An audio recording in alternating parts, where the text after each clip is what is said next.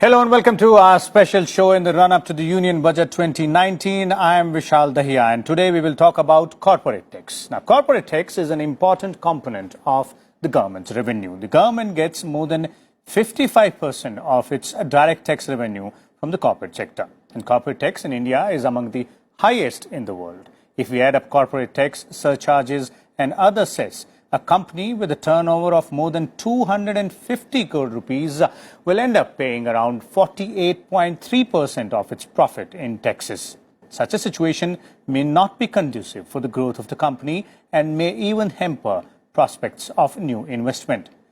There has been a constant demand from the corporate sector to lower this burden. The government has made certain changes in the corporate tax structure, but to make Indian industry more attractive for investments, more needs to be done. In today's show, among other things, we'll also discuss how much scope does Finance Minister Nirmala Sitharaman has to give relief on corporate tax in her first union budget next week.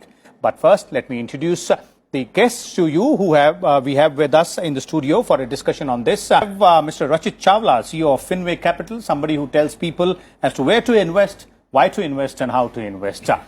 If you look at these numbers, then India has two slabs for corporate taxes. And if you look at these slabs, then the companies have been divided in two parts. Those who have a turnover of less than 250 crore rupees attract 25% of corporate tax, and companies with a turnover of more than 250 crore rupees have to pay 30% tax on corporate tax. Now, there is a 7% surcharge on income tax paid on corporate earnings when total income exceeds 1 crore rupees, but not exceeding 10 crore rupees, and at the rate of 12% of such tax where total income exceeds 10 crore rupees. Now, corporate tax collection has seen a steady growth over the years. 2015 and 16 year, it stood at over 4.53 lakh crore rupees, while in 2016-17, it was at 4.84 lakh crore rupees. In 2017-18, the overall corporate tax collection was 5.7 lakh crore rupees, and in 2018-19, it jumped to 6.62 lakh crore rupees. In the interim budget for 2019, the government is expecting to collect 7.6 lakh crore rupees from the corporate tax. So let's begin the discussion and let's try and find out as to what the current situation is and what more needs to be done and how much is the scope for those improvements. Rachit here. Rachit, is that the option, one of the options available, but is that you see, if you look at it from the government's perspective, is there something which is feasible here? So absolutely, I don't think so. Government has is left with a lot of option, but to reduce the corporate tax. That is mainly because the economy seems to slow down. We were at 8% 1 year back, and now we are sitting at somewhere around 6% if we agree to the figures which were given. That means economy is slowing down, and in order to jumpstart the economy again, we need to reduce the corporate tax. As you rightly pointed out, it's almost sitting, as India, we are sitting at double corporate tax. And if we look at our GDP numbers, we always take pride in comparing ourselves to China, but we need to understand that China is an economy which is 4 times bigger than India.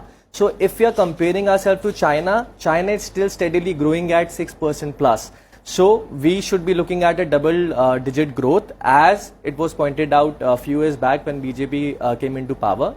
And as far as this budget is concerned, I feel the government should be very aggressive, being the first year back in the power with majority.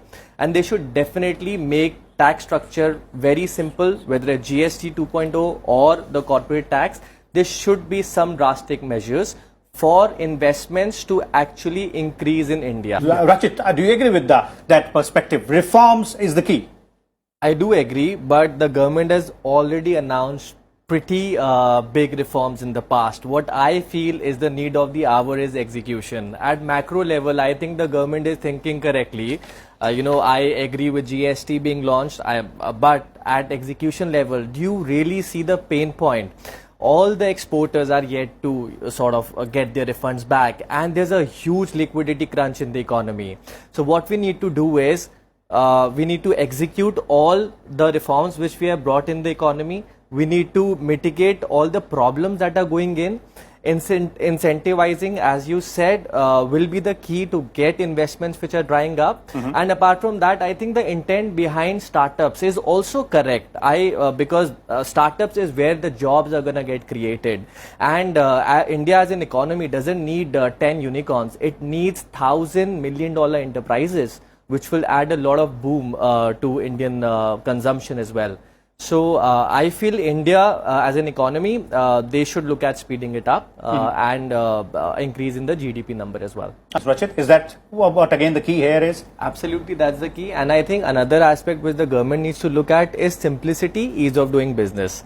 And they really need to change the entire system, like above 250 CR is 30% corporate tax, below it's 25. Why not just do it at level playing field? And just simplify it for everybody so that even a layman understands, and that will only increase investments to India and incentivize the corporate sector. Clearly, there it is. As our panelists have pointed out, there are several demands from the corporate sector as far as the new budget is concerned, and the new finance minister seems that her task is all cut out. So let's wait and watch exactly what Nirmala Sitharaman has in on the cards for the corporate sector and investments as well in the budget 2019.